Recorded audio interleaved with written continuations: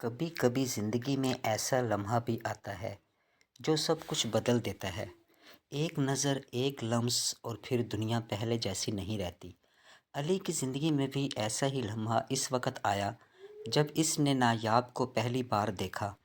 وہ عام لڑکیوں جیسی نہیں تھی، گلابی ہونٹ، کھلتی آنکھیں اور ایسی چال جیسے ہر قدم پر دنیا رک جائے۔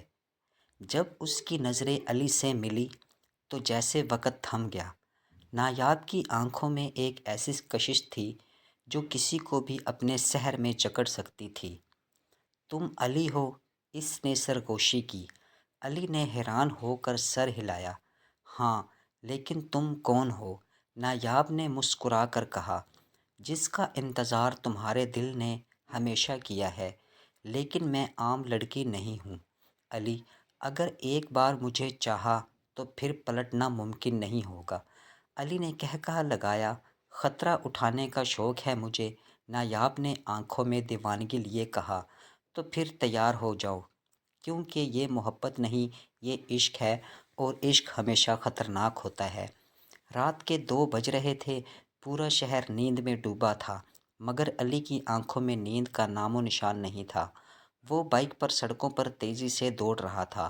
اس کے ذہن میں صرف ایک چیز تھی، نایاب۔ چند گھنٹے پہلے علی ایک کیفے میں بیٹھا تھا، کافی پی رہا تھا، جب اچانک دروازے سے ایک لڑکی داخل ہوئی۔ وہ عام لڑکیوں جیسی نہیں تھی، گلابی ہونٹ، کھلتی ہوئی آنکھیں اور ایسی چال جسے ہر قدم پر دنیا ٹھہر جائے۔ اس کی نظریں جب علی پر پڑی تو جیسے بجلی سی گر گئی۔ وہ سیدھا علی کے پاس آئی۔ تم علی ہو؟ علی نے چونک کر سر ہلایا۔ ہاں، لیکن تم کون ہو؟ وہ کرسی کھینچ کر بیٹھ گئی، بالوں کو ایک ادا سے پیچھے کرتے ہوئے بولی۔ نایاب نے علی کی طرف جھکتے ہوئے آہستہ سے کہا، کیونکہ مجھے تم میں کچھ خاص نظر آیا ہے۔ علی کا دل زور سے دھڑکنے لگا۔ نایاب کی آنکھوں میں ایک عجیب سی کشش تھی جو کسی کو بھی اپنے سحر میں جکڑ سکتی تھی۔ چلو میرے ساتھ چلتے ہو، نایاب نے شرارت سے کہا۔ رات کا شہر دیکھنے کا مزہ ہی الگ ہوتا ہے۔ علی ہنسا۔ اتنی رات کو؟ کہیں تم مجھے اغوا تو نہیں کرنے والی؟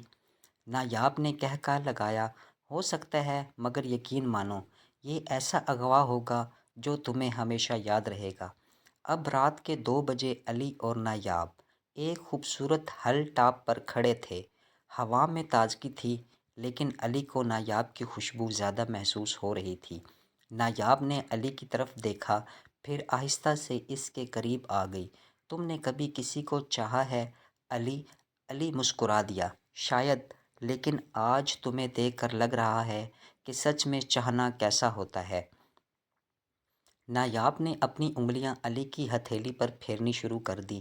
محبت اور جنون میں فرق ہوتا ہے علی، اور میں چاہتی ہوں کہ تم وہ فرق بھول جاؤ۔ علی کے دل کی دھڑکنیں بے قابو ہونے لگیں۔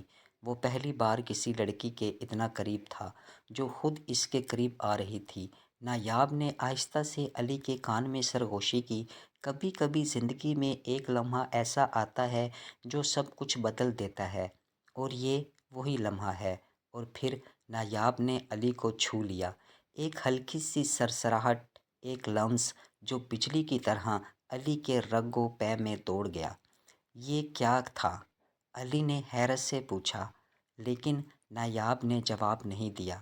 وہ صرف مسکراتی رہی۔ اچانک نایاب نے علی کا ہاتھ پکڑا اور اسے اپنے قریب کر لیا۔